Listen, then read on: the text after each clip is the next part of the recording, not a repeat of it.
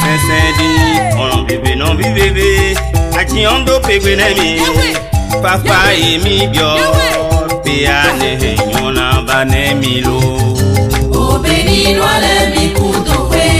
pero tone mi bo mi mo pe no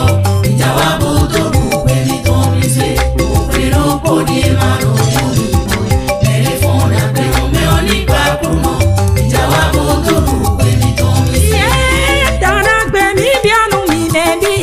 bene vile mi kudo kwe pero ko mayo mi benediction ya chawe o me kudo so e wa ile watawe e kubo e mahu akuno Jesu anu ti udaho ajalo no eto ike wiwache ode wi anu mi do meme e wa bodoro ki go ton pa e oh mawe ametakola ewo ipono meji eluche wa obrenyo idonye no pe ewo yi wa no yin ewo yi wa no nugan omi o totola pere ewo yi wa gan tolo mau na no mi avole kwecheme omo freedom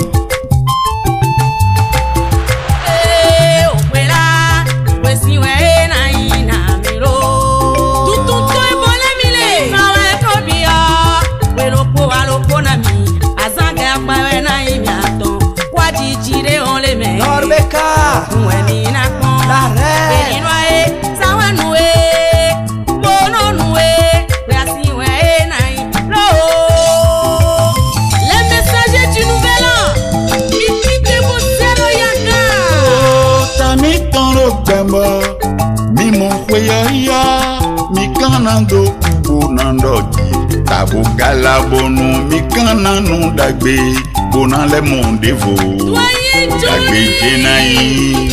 fifa nínú ayinu peto le bi sese fifa ni jale bo agbe ye menu bibi o pewe mi na bo ena jenu mi lo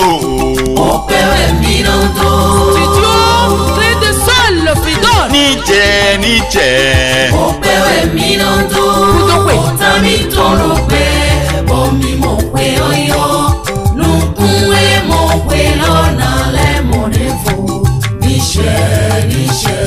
Opewe Minondo Onunwe mo kwe lo na le mondevo Niche